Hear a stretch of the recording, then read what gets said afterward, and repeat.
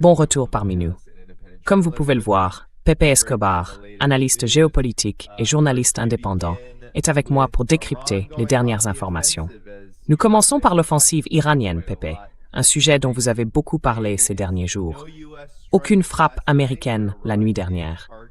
Mais l'Iran a bien visé des bases américaines, à Bahreïn, comme au Koweït. La base aérienne Sheikh Issa, à Bahreïn, ainsi que la base aérienne Ahmad al-Jaber, au Koweït, ont toutes deux été ciblées. Des générateurs électriques, des systèmes de navigation, des bâtiments de soutien administratif, des abris pour avions de chasse, des systèmes de communication par satellite, des installations de stockage d'équipements, entre autres, ont été visés. Ces attaques commencent à avoir un impact, Pepe.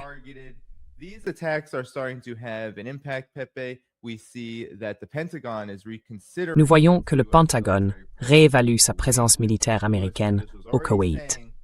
Des responsables américains ont déjà déclaré qu'il y avait eu des évacuations massives de bases américaines, particulièrement dans ce pays, en raison d'attaques iraniennes.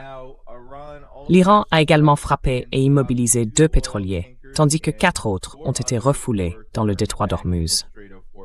Peu après, l'Iran a annoncé que, du fait de l'insistance des États-Unis à vouloir faire passer des navires par le prétendu corridor omanais, le détroit d'Ormuz était bel et bien fermé.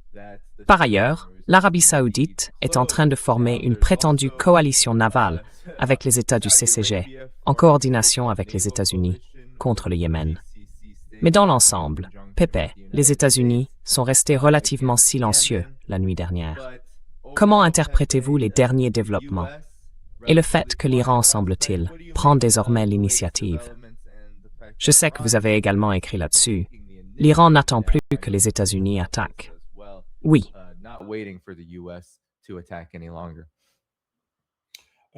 Yes. Thank you, Danny. Thanks all of you. It's good to be Merci, Danny. Merci à vous tous. C'est bon de vous retrouver un vendredi. Pour moi, il est déjà presque vendredi soir. Et j'ai écrit 3 chroniques d'affilée en examinant tout ce que tu viens d'aborder, Danny, dans ton introduction. Pour moi, l'aspect le plus extraordinaire de tout cela, en termes d'échelle d'escalade, c'est que nous sommes déjà de retour sur cette échelle d'escalade. Et la fameuse petite fenêtre d'opportunité pour revenir au protocole d'accord se rétrécit de jour en jour. Bon, commençons par là. La chronique que j'ai écrite ce matin est déjà en ligne. J'ai commencé par le Yémen et cette nouvelle coalition saoudienne, qui est en réalité une coalition saoudo-américaine. Mais les Américains, bien sûr, dirigent depuis l'arrière. En gros, ils ont dit aux Saoudiens, « Occupez-vous du Yémen ». Évidemment, les Américains n'essaieront jamais eux-mêmes de s'occuper du Yémen. Exactement comme la dernière fois. Exactly what happened the last time. The Yemenis expelled the US Navy from the Red Sea. Les Yéménites ont chassé la marine américaine de la mer Rouge. Point final. Alors, c'est quoi cette coalition? C'est absolument sidérant. Je disais à Danny, avant l'émission, que j'attendais, avec impatience, l'arrivée de la marine qatari en mer Rouge. Qu'est-ce qu'ils vont faire? Les gars, il n'y a pas de marine qatari, pas de marine koweïtienne, ni de je ne sais quelle autre marine. Ces vassaux du CCG n'ont pas de marine, mais ils font partie de la coalition. Une guerre maritime menée par l'Arabie saoudite va être déclenchée contre le Yémen. Et bien sûr, il y a les bombardements. Les bombardements, c'est une autre histoire. Nous avons un membre de l'OTAN dans la coalition, la Turquie.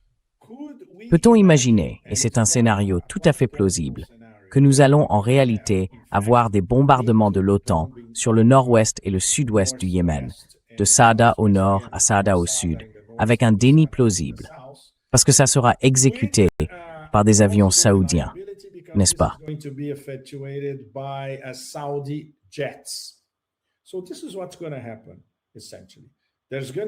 Donc voilà ce qui va se passer, en substance.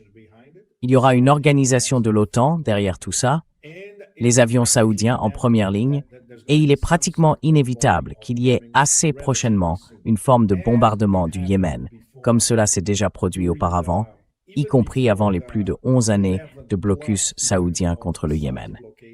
Alors, il ne faut jamais oublier l'origine de toute cette histoire. Il existe un protocole d'accord signé par les Saoudiens et les Yéménites en 2019. Les Saoudiens l'ont rompu lorsqu'ils ont bombardé la piste de l'aéroport de Sanaa, alors qu'un vol iranien ramenait la délégation yéménite qui s'était rendue aux cérémonies funéraires de l'ayatollah Khamenei en Iran et aussi en Irak. La réponse des Yéménites a donc été de 2 contre 1. So the response of the Yemenis was 2-1. They bombed one Saudi military base. Ils ont bombardé une base militaire saoudienne et une base civile saoudienne. Puis, parce que leurs services de renseignement ont confirmé que les Américains préparaient une offensive massive contre l'ensemble de l'axe de la résistance, y compris Ansar Allah, ils ont mis en place leur propre blocus face au blocus, à titre préventif. Cela m'a été confirmé par l'un de mes principaux amis yéménites, qui est aussi une source. Il est très étroitement lié au conseil politique, le conseil politique de 11 membres, au Yémen. Eh bien, le blocus tel qu'il est mis en place par Ansar Allah et les forces armées yéménites vise l'Arabie saoudite.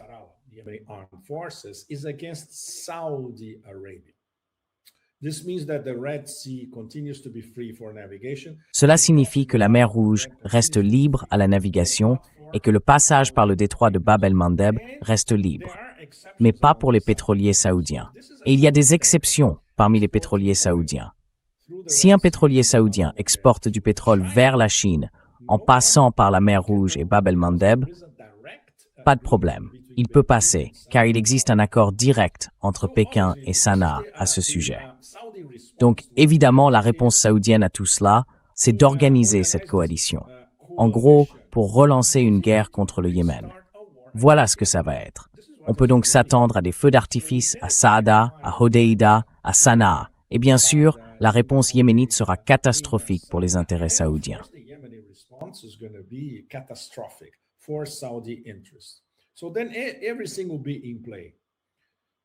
Alors, tout sera en jeu. Le port de Yanbu, le pipeline Est-Ouest, tous les autres ports, les ports saoudiens, qui sont déjà soumis à un contre-blocus du Yémen. Et s'il y a une intervention de différentes forces aériennes, de différents acteurs, du Conseil de coopération du Golfe, par exemple, le Yémen répondra, parce qu'il a les missiles pour répondre à tout moment. L'élément clé, le facteur vraiment compliqué, ce ne sont même pas les nations musulmanes très éloignées, comme le Nigeria et le Bangladesh. Quel est l'intérêt d'avoir le Nigeria et le Bangladesh dans une coalition comme celle-là? L'un de mes autres très bons contacts yéménites m'a expliqué que c'était une forme de pression psychologique, comme si cela pouvait avoir le moindre effet sur les Yéménites.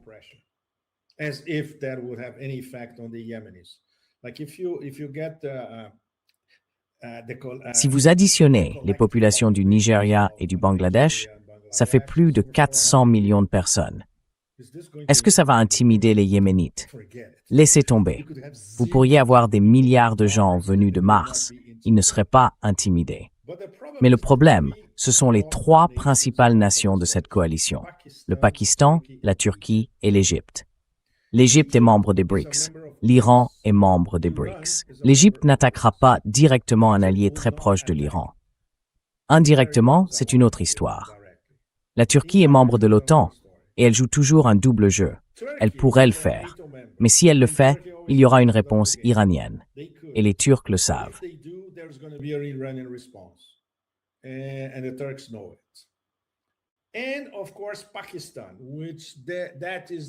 Et bien sûr, il y a le Pakistan.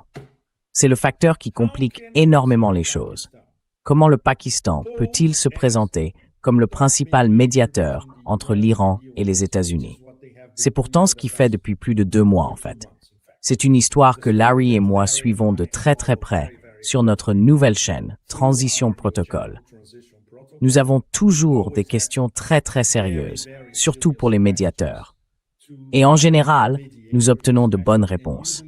Parfois, ils nous disent « Écoutez, nous faisons de notre mieux. Nous ne pouvons pas répondre à votre question à 100% parce que c'est une question de sécurité nationale. » D'accord. Mais nous savons qu'ils se démènent pour rendre viable ce retour, ce possible retour au protocole d'accord, aux côtés des Qataris et avec l'aide des Omanais. Qataris and also with help from the Omanis, something viable. How can they possibly coordinate? Comment peuvent-ils coordonner leur position de médiateur alors qu'ils font partie d'une coalition avec l'Arabie saoudite qui est sur le point d'attaquer le Yémen, un proche allié de l'Iran?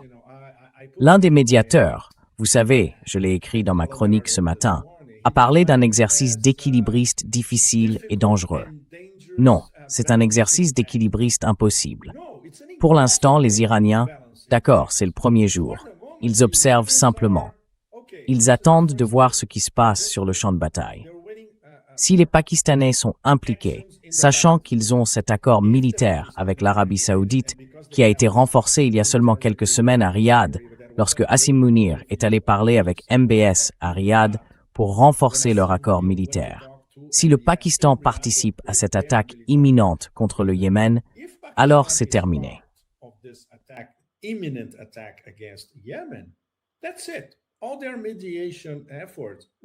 Tous leurs efforts de médiation s'effondreront instantanément. Et ils le savent, et ils ne le veulent pas.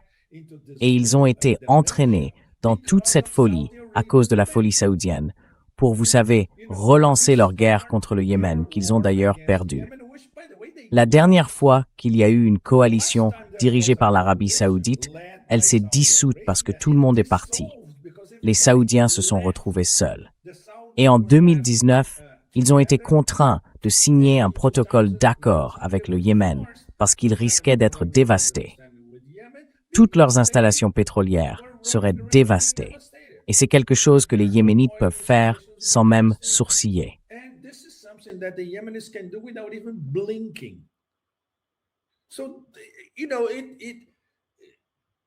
Donc, vous savez, il n'y a aucune explication rationnelle à cela, Danny. Vous le savez, et je suis sûr que la plupart de nos auditeurs le savent aussi. C'est donc le facteur qui complique l'échiquier en ce moment. Je dirais même que c'est plus compliqué que la possibilité de les ramener à la table des négociations. Bon, tout le monde sait que c'est pratiquement impossible. Mais il existe des explications logiques qui, si nous avons une Maison-Blanche disposée à écouter, les forceraient enfin à revenir négocier, parce qu'ils n'ont pas de plan B. À part les vociférations quotidiennes de Trump, qui dépassent en fait les limites du pathétique.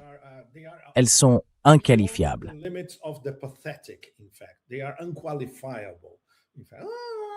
Ils ont encore quelques missiles, ils ont encore quelques drones, pas énormément, mais nous continuerons à bombarder.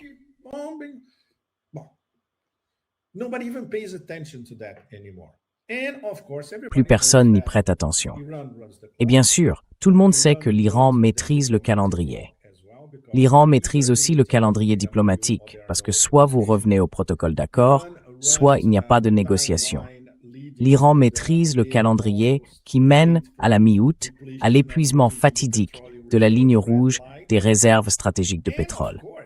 Et bien sûr, le plus récent élément, absolument extraordinaire, c'est cette stratégie iranienne qui consiste à pilonner ses bases encore et encore, jusqu'à ce qu'elles soient complètement décimées.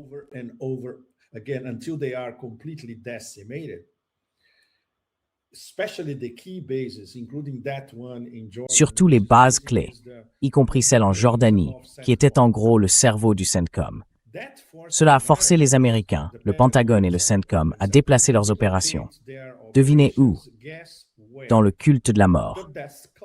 Donc vous voyez, le cerveau va se trouver dans le culte de la mort. Ce qui veut dire que l'Iran a déjà réussi quelque chose qu'il avait planifié à l'avance. D'accord, on décime ses bases dans tout le golfe Persique. On forcera les Américains à tout déplacer vers Israël. Et ensuite, pour nous, Israël, c'est très très facile. Nous pouvons tous les décimer, y compris presque tout ce qu'Israël possède, quand nous le voulons. Voilà où nous en sommes aujourd'hui.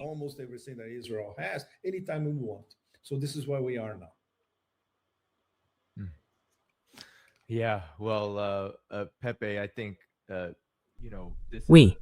Eh bien, Pepe, je pense que vous savez, je veux revenir là-dessus, parce que je pense que ça résume exactement la situation avec l'Iran, et que ça simplifie peut-être un peu les choses.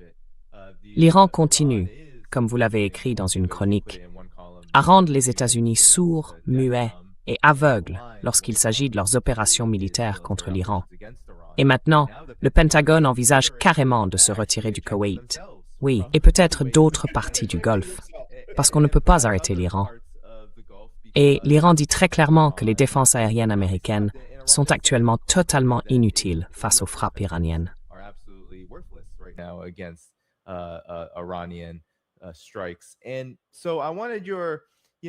Et donc, je voulais avoir votre avis, votre analyse. Comment l'Iran s'y prend-il? Et quelles conséquences cela a-t-il sur la situation régionale?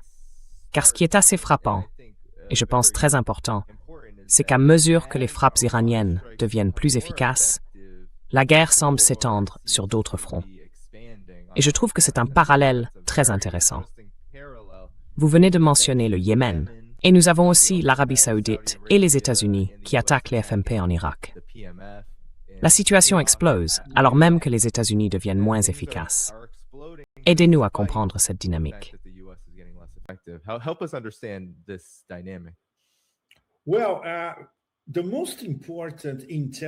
Eh bien, l'élément de renseignement le plus important dans tout cela, c'est ce que les Yéménites ont détecté il y a quelque temps. Et évidemment, ils partageaient des informations avec les services de renseignement iraniens. Ils ont compris que les Américains préparaient une offensive massive, pas spécifiquement contre l'Iran. C'était pendant les 13 jours de bombardement contre l'Iran. C'était une offensive contre l'ensemble de l'axe de la résistance. Ansar Allah, le Hezbollah et le Hashd al-Sha'bi, les unités de mobilisation populaire en Irak. Donc je dirais qu'il y a eu une approche sur deux axes, une fois qu'ils ont acquis la certitude que c'était le scénario le plus probable.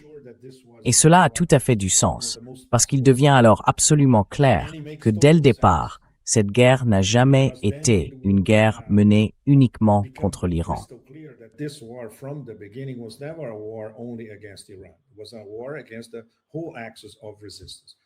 C'était une guerre contre l'ensemble de l'axe de la résistance. Ces dernières semaines, ces 2 ou 3 derniers mois, l'attention s'est portée sur le Hezbollah, mais bien sûr, aussi sur l'Irak et le Yémen. Avec le Yémen qui coordonnait cette nouvelle ouverture, incluant la mer Rouge et le détroit de Bab el-Mandeb, ils ont commencé à devancer cette offensive américaine. Et en même temps, cette attaque contre l'Irak leur a prouvé, elle a prouvé à l'ensemble de l'axe de la résistance que c'était l'objectif depuis le début. Cette attaque contre les HMP, les unités de mobilisation populaire, a été coordonnée entre les États-Unis et l'Arabie saoudite. C'était une attaque américano-saoudienne. Et Trump a de nouveau menti publiquement en affirmant que cela avait été coordonné avec le nouveau gouvernement irakien. C'est complètement absurde.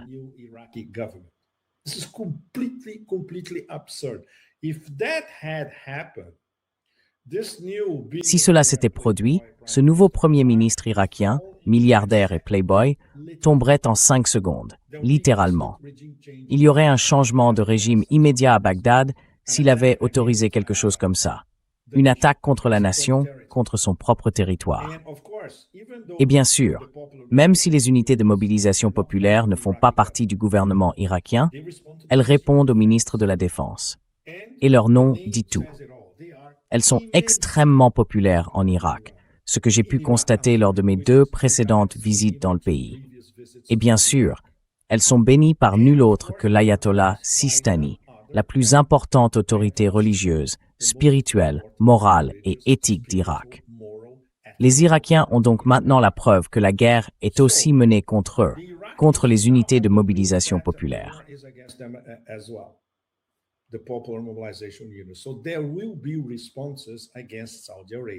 Il y aura donc inévitablement des ripostes contre l'Arabie saoudite. Et l'Arabie saoudite est, je dirais, au cœur de la mer de tous les bourbiers. Parce qu'elle s'est choisie, en même temps, 3 ennemis très armés, très hostiles et bouillonnants de colère.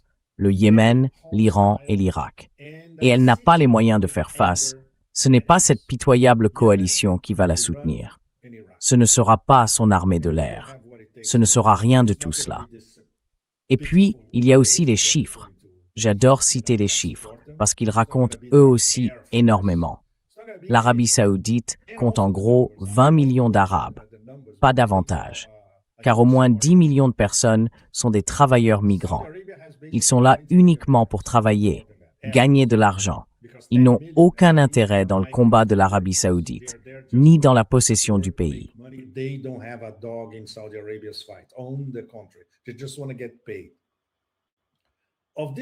Ils veulent juste être payés. Sur ces 20 millions d'Arabes, l'immense majorité est farouchement opposée à la maison des Saouds. Farouchement. On parle de plus de 100 tribus qui historiquement se sont fait la guerre. Et elles attendent simplement le bon prétexte pour recommencer à se faire la guerre et renverser la maison des Saouds. Donc, leur soutien populaire intérieur est dérisoire. C'est la classe moyenne supérieure et l'oligarchie de Riyad et de Jeddah, Max, ainsi que leurs filles, parce que les filles ont désormais le droit de conduire leur propre SUV. C'est à peu près tout. Voilà le soutien dont bénéficie MBS et sa bande. Autour d'eux, ils ont 40 millions de Yéménites armés jusqu'aux dents. De l'autre côté, ils ont 40 millions d'Irakiens armés jusqu'aux dents et bouillonnant de colère.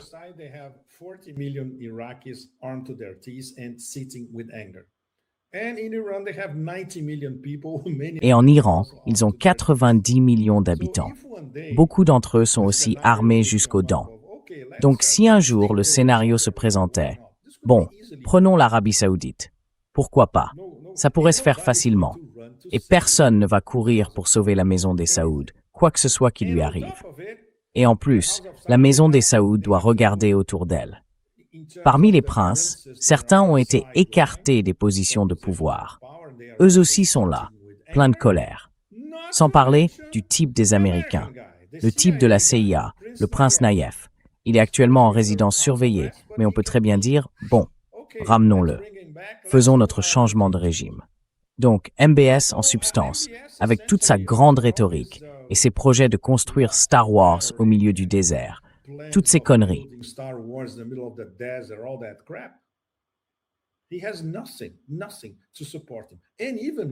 Il n'a rien, rien pour le soutenir.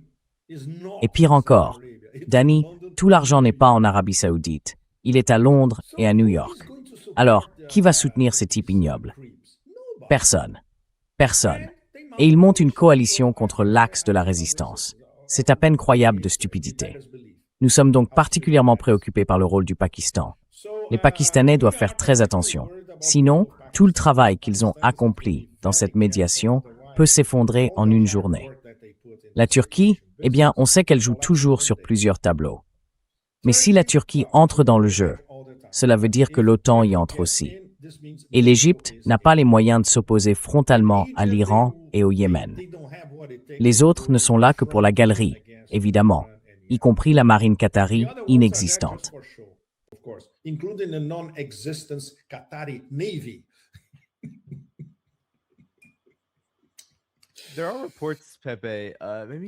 Il y a des informations, Pepe. Peut-être que vous pouvez nous aider à comprendre. Parce qu'avec le facteur irakien et les forces de mobilisation populaire, il y a aussi le fait que l'Iran, presque chaque nuit, même lorsqu'il ne frappe pas, disons, des bases américaines, à Bahreïn et dans d'autres régions du Golfe, au Koweït, frappe presque quotidiennement des forces kurdes par procuration le long de la frontière commune avec l'Irak. Et maintenant, on rapporte que les États-Unis retirent en fait des systèmes de défense aérienne d'Erbil, une zone souvent visée par l'Iran, où se trouvent ces forces kurdes par procuration. Alors, comment faut-il comprendre cela?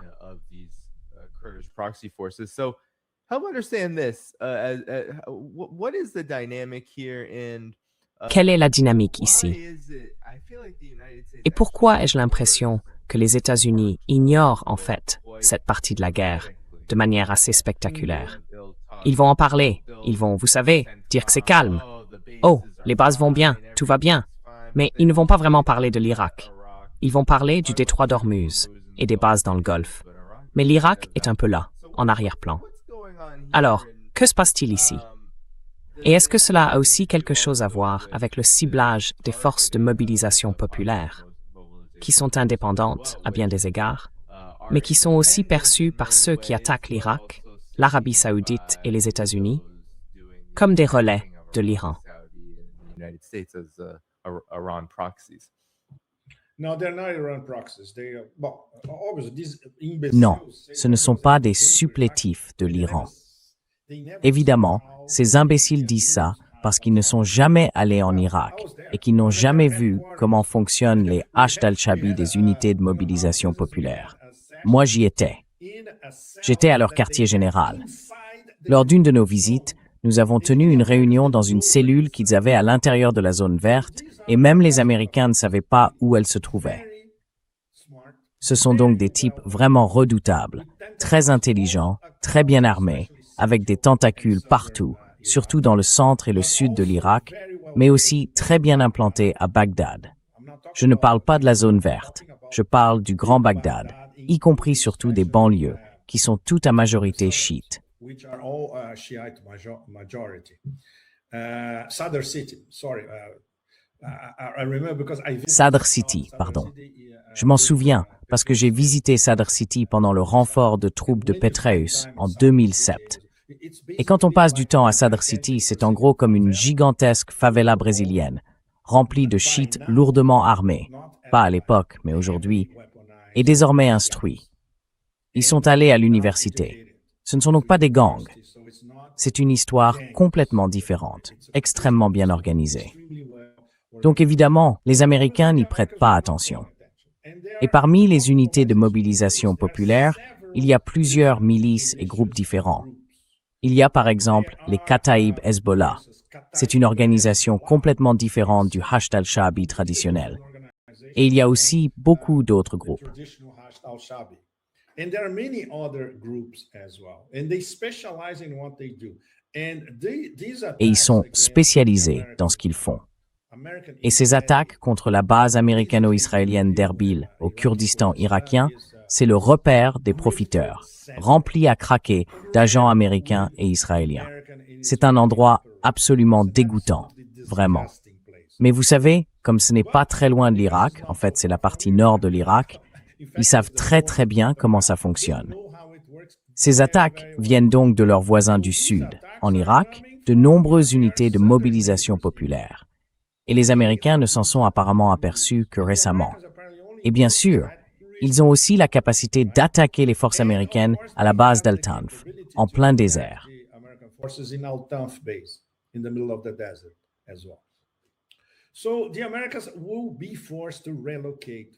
Les Américains vont donc être contraints de se retirer d'Irak. D'ailleurs, le gouvernement précédent disait aux Américains pratiquement tous les jours « Vous devez quitter l'Irak. Vous devez fermer vos bases et quitter notre territoire. » Et évidemment, les Américains faisaient traîner les choses. Maintenant, ils vont devoir le faire par la force. C'est la seule manière de gagner ces guerres, bien sûr. Toutes se gagnent sur le champ de bataille. Et c'est quelque chose que les unités de mobilisation populaire connaissent très très bien. En plus de ça, elles bénéficient d'un soutien populaire. Voilà. À bien des égards, on peut faire des comparaisons avec les dernières années des talibans dans l'ouest de l'Afghanistan, où ils avaient un soutien populaire partout, dans la province du Helmand, partout. C'est la même chose aujourd'hui en Irak. So that's the same thing now in Iraq. Well, this just came in. Eh bien, cette information vient de tomber avec ce graphique. Ce qui est si frappant dans cette dynamique, dans ces évolutions, Pépé, c'est que l'Arabie saoudite se retrouve désormais davantage impliquée dans cette guerre au Yémen, en Irak, et bien sûr par extension contre l'Iran. Les conséquences commencent maintenant à se faire sentir. Rien qu'au deuxième trimestre de cette année, on estime que le PIB saoudien se contracte désormais de 4,41%. C'est un chiffre majeur. Et cela s'explique à la fois par le détroit de Bab el-Mandeb, dont l'activité est actuellement fortement réduite parce qu'il est assiégé, mais aussi par les effets cumulés du détroit d'Ormuz, dont l'activité a chuté de façon spectaculaire depuis le 28 février, surtout, mais également au cours du dernier mois environ, avec la reprise des escalades. Est-ce tenable, Pépé? La situation régionale ne va faire qu'empirer. Je sais que les États-Unis ne se préoccupent généralement pas de ce genre de choses, mais j'imagine que quelqu'un dans la région s'en préoccupe.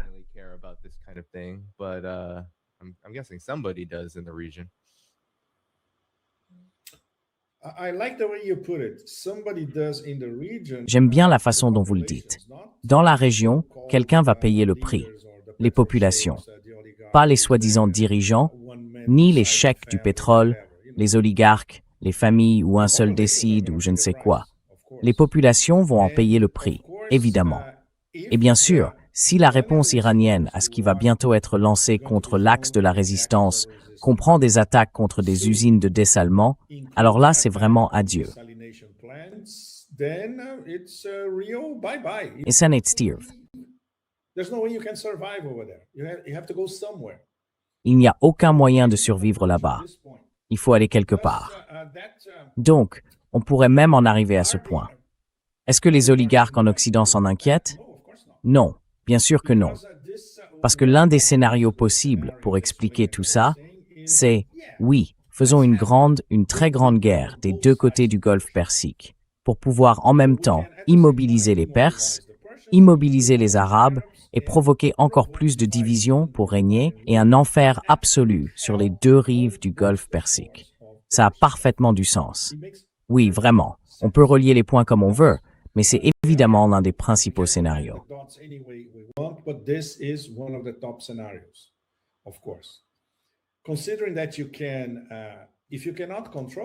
Partant du principe que si vous ne pouvez pas le contrôler, vous le détruisez. Et c'est la logique de l'empire du chaos, du pillage, de la piraterie, du mensonge. Nous mentons, nous trichons, nous volons et nous détruisons. C'est la logique interne d'un empire en déclin, ce qui le rend encore plus dangereux. Et ils peuvent détruire le CCG sans même que les pétrochèques s'en aperçoivent. Vous imaginez ça? Ils ont cru à la fiction, selon laquelle ils pouvaient payer cet arrangement mafieux aux Américains, pour que les Américains assurent leur sécurité. Maintenant, ils savent que non. Ils s'en moquent. Ils se moquent de tout. La seule chose qui les intéresse, c'est votre argent. C'est tout. Et que vous vendiez votre pétrole en pétrodollars.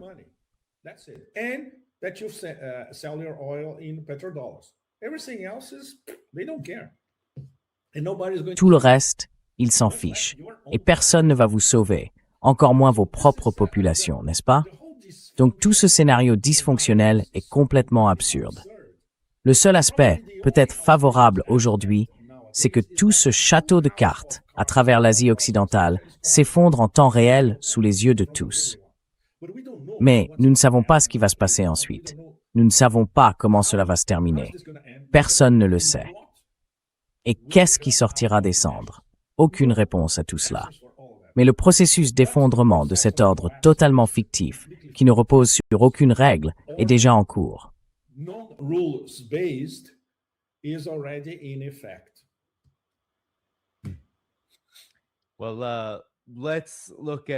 Eh bien, examinons ce qui relève du mythe et de la réalité. Il devient de plus en plus difficile de les distinguer quand on écoute les porte-paroles de l'Empire du Chaos, comme vous l'appelez, Pepe.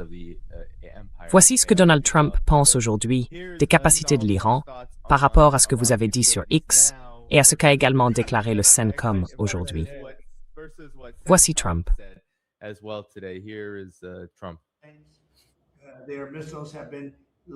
Leurs missiles ont été en grande partie, il leur en reste, ils en ont encore, mais bien moins qu'il y a 4 ou 5 mois.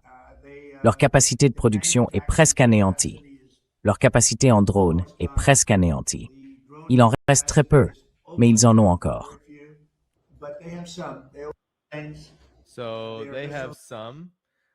Donc ils en ont quelques-uns, juste quelques-uns. Pepe, vous avez écrit ceci sur X et j'ai trouvé ça vraiment très bon. Vous avez dit « La manière dont l'Iran gravite l'échelle de l'escalade est une chose d'une grande beauté. L'Iran a complètement détruit le centre opérationnel qui contrôlait toutes les bases américaines en Asie occidentale. Les Américains ont dû évacuer en catastrophe leurs forces aériennes de 9 bases situées dans le Golfe Persique et en Jordanie pour les relocaliser dans l'entité israélienne, ce culte de la mort. L'Iran a désormais enfermé Israël dans une boîte, exactement comme il l'avait prévu dès le départ.